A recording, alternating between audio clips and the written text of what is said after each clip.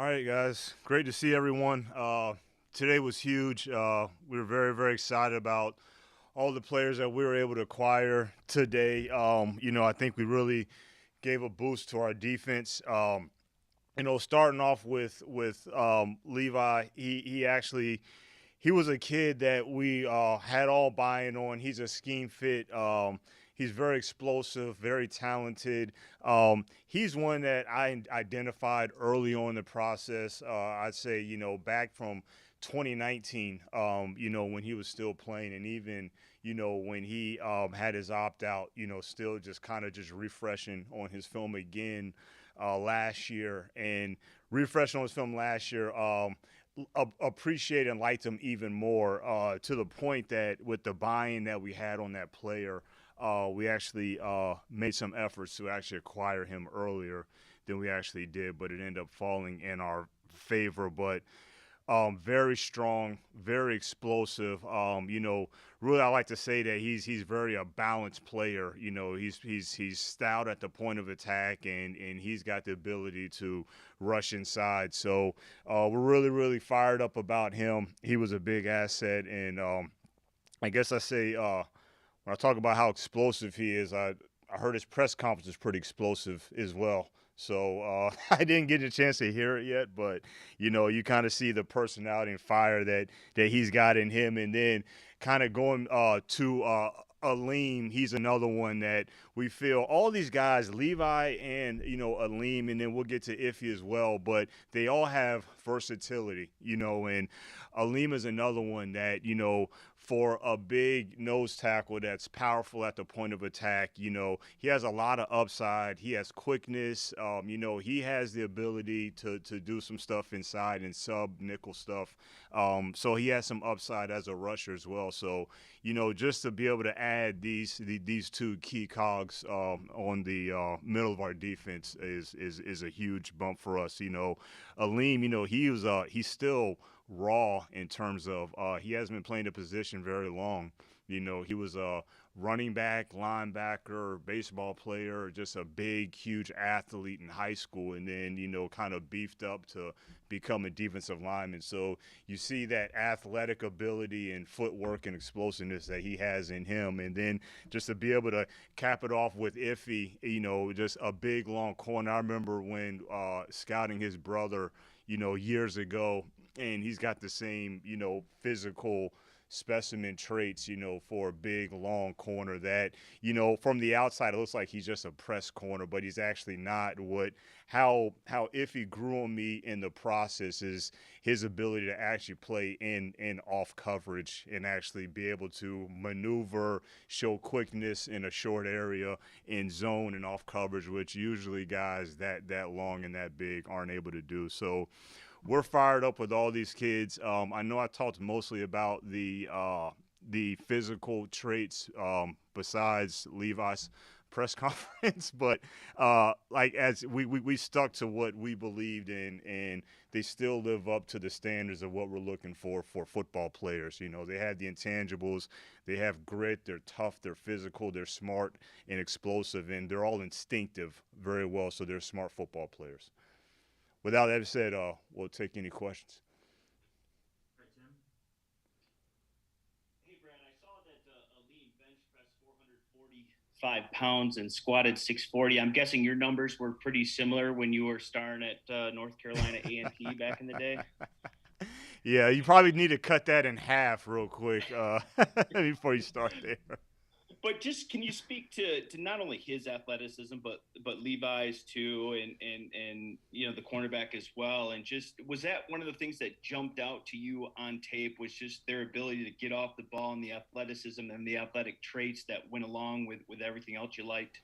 Yeah, start with Levi first is again watching him like 2 years ago, you saw the power, and you saw the ability. Like I said, he was just very instinctive in his ability to find the ball. But it was when I refreshed on this film for the first time last fall, during his opt out, and watching basically the whole season on him, and that's when I really, really appreciated his explosiveness and how fast he was. You know, he's a kid that he can really run for a big man that's 295 pounds. You know, there's some plays on tape where he's just really just, I mean, he's chasing down guys, you know, to the perimeter and from the backside. And I think he showed that, you know, the one day that he showed up to the Senior Bowl, he fared very, very well. And then even for his pro day, he ran a fast time before he had to kind of shut down for some soft tissue stuff. And Aleem, he was another one that, you know, first watch him, you're thinking of not having seen him live physically, but, you know, watching him on film, he seems like a, you know, kind of a shorter, wider guy. So you're automatically thinking, okay, he's your typical, you know, 2-down anchor nose tackle. But then you keep watching him, it's like, wait, hold on, this dude's got some quickness that you don't usually see from a guy this big and this powerful. So he was really fun. So to answer your question, the appreciation for the athletic skill set, and the same thing with Iffy. Again, you think press corner, but that's the way he kind of grew on me in the process, is like when we started matching him up versus the other corners in the draft, and just his movement skills in space was very, very impressive. Kyle Meinke. Hey, Brad. You and Dan have talked so much coming into the draft about how you wanted to get bigger and more physical. You wanted this team to get bigger and more physical. You got 3 linemen right out the gate. And I'm just curious, how much of that was by design, or was that just more so the way your board fell? I mean, did you come in anticipating getting 3 linemen so early, or was that just the way the board fell? You know, I think it's pretty much how the board fell, I would say. You know, again, if there was, we try not to anchor ourselves into positions per se, and we try to make sure that we get the best football player. But I will say, starting with, you know, Levi, he was just one that, you know, after we got Panay, you know, in the first round, you know, towards the end of Thursday, we were just, you know, trying to see if there was ways to maybe go back up and get him. And then even, you know, earlier, you know, today, you know, the guys in the draft room did a heck of a job about keeping me tempered to practice a little bit more patience, you know, because he's one that, you know, was highly sought after, but he just happened to play, you know, that same position. And same with the lean. He just, and we get players that we love. We get players that we're excited about. We don't say like, okay, we have to get this defensive lineman. We got to get this nose tackle because those are the positions that we need. No, we just get football players that we're really excited about and that we're hot on. And so that's kind of really it boils down to, and it just so happens to be it's the same position on defensive line. But I did think to even get a guy that can play on the perimeter on the outside at corner, you know, had balanced it out well as too. Thanks, Brad. Wojo. Hey, Brad, you mentioned the common traits physically that these draft picks have, versatility and everything else. What about off the field? You talk about love of football, and we've spoken to all of them, and they seem like they have big personalities, outgoing, bright guys. Is that something you look for, and how do you determine that? Because it's not something you can just watch on tape, I wouldn't think. Yeah, and you know that all of that goes to our scouts. You know that they work extremely hard to make sure that the intangibles are right and they meet the standards of what we're looking for. And they do so much work. I mean, truly, they are the bloodline of the personnel department, and we just couldn't operate without that. Because if they don't have those intangibles and they don't have, you know, that passion, work ethic, desire, the love of the game, the intelligence, the football smarts, as we call it. If they don't have that, it's going to be hard. The NFL is hard. The NFL is really hard, and everybody's talented. So when you have those intangibles, often that is the separation. And so that's why it's very important, but that's total credit to the scouts that really, you know, be experts in their area and dominate out there. Thank you. Chris Burke. Hey, Brad, make sure you're not around any kids when you watch that Levi press conference later on. I saw like something posted on, I believe something on Twitter, and, you know, I know Dan and myself got kind of a kick out of it, but I said that's just an excerpt, so I don't know really how far it got, but at least it showed that he is a passionate dude, man, which we already knew. Yeah, it was fun for us. I'll tell you that. I don't know how much of the draft strategy you're willing to go into here, but obviously you guys have talked about having so many needs at different positions. You only have a couple picks tomorrow. Do you feel like you can get accomplished everything you want to in this draft with 2 picks on day 3, or will you be looking to maybe add some more? Yeah, we'll just see how it falls. Again, when you say accomplish everything, yeah, well, that everything would be to get as many good football players as we possibly can with the picks that we have. And if there's some moves happen where we happen to acquire extra, then it'll fall that way. We're not gonna pass on good football players just to acquire an extra pick unless we feel like we'll still be in position to get them. But we had some dialogue with several teams, throughout the day, before the start of the round and throughout the round. So we just decided just to stay where we're at because we really like those players that we ended up picking. So that's kind of fell out. But you want to just it gets to a point where you can identify areas of weaknesses or areas that we need to improve depth, but you can't get everything in one draft. So I think that we're on a good path about sticking to what our vision is getting the best football players. Nick Baumgartner. Hey, Brad, really quick on Melifonwu, you mentioned versatility. I'm curious. Obviously, we know he's a corner, but do you guys feel like he can play safety at all? Is that on the table or possible? You know what? I'll leave that up to AG, to Aaron Glenn and Aubrey Pleasant in terms of but personally, I do think that he has versatility to do everything. I think he has versatility to play outside, to play back deep, and even to play inside in a matchup on big guys. So that versatility that he has, but I'll leave that up to AG in terms of where he feels like he best fit. Thanks, Brad. Got time for 3 more, starting with Dave. Hey, Brad. Got a couple things for you. I'll try to be quick. Just one follow up on what Chris had asked. Is this going to be, I don't know, maybe not quite as many UDFAs this year because of like the lack of just sheer numbers of guys in the draft? Is that an issue at all? Just the depth of the draft, I guess? Will be impactful on the undrafted free agents, you're saying?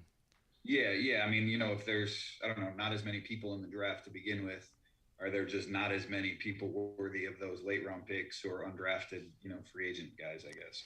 I don't know if I could universally answer that and speak for other teams. I know for our case, obviously, our last pick is as of right now, our last pick is in the 5th round. So it is not going to change our approach or alter our approach on how we're going to attack undrafted free agency.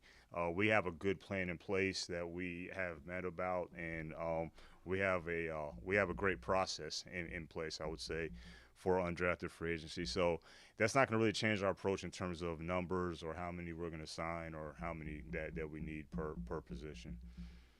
Right. And then, you talked about going up to get Levi a couple times. Can you just shed some light on how aggressive were you? At what point did you realize that he might get to you there? There was one defensive tackle that, went off the board before you and none that went yesterday. So. Yeah, he was one that we felt like his skill set was worthy of being selected in the 1st round, and again, we all had buying on it. He's been one of my favorite players, in the draft. So, we did make some attempts to get back up there, and then obviously it didn't fall through, and then we made some attempts earlier. So we made a few attempts to get him, but it just sometimes the draft gods smile on you a little bit and bless you with what you were wanting, and all those guys in the room just kept stressing to stay patient, which it was a great suggestion. But we were all kind of sweating bullets a little bit, but the patience paid off. Right. Last thing, just because you played the position, do you have a special affinity for defensive linemen, or is it tougher to scout them? Is it, how do you, I don't know, I know some guys go both ways on that, right? If you play a position, maybe you're looking for different things, or it better. How do you sort of view that position? Yeah, that's a good question because through different regimes, the position is is they have different requirements for different schemes, and so being different regimes, sometimes you want defensive linemen to be quick and explosive upfield, and sometimes you want them to be more square and firm at the point of attack. So I've had both, but one thing that's universal that I don't think that's never gets looked past or is acceptable is to have the ability to rush the passer. So that's definitely one that if they show the upside to do that and they have the quickness and length to have a pass rush upside, then that's always a bonus. And there's certain instinctive things that you see at that position, especially from an interior standpoint, about playing certain blocks, especially backside scoop blocks. Not getting reached. Being able to get your hips in the hole, stay square. So there's a lot of things that you see in both phases, both as a rusher, as an interior rusher, and at the point of attack. So those things that is quickly to be identified, and it shows a lot of different things. It shows how instinctive they are. They show how well coached they are, how well they use their hands. So are they coachable? Are they using the technique that they're taught? So all that stuff kind of plays into it. But I do say that both Levi and Aleem has shown that on their film. Thank you. Mm-hmm. Justin Rogers. Right, you kind of perfectly are leading me into where I want to go with this question. Interior pass rush was a big problem here before you got here. You've looked at the film, you've seen what was lacking. You're coming from a team that had maybe the greatest interior pass rusher of all time, and I know we kind of get caught up on edge production and sacks from the edge, but how important is interior pass rush? And the two guys you added seem to bring some of that juice to this roster. Yeah, I think it's very important.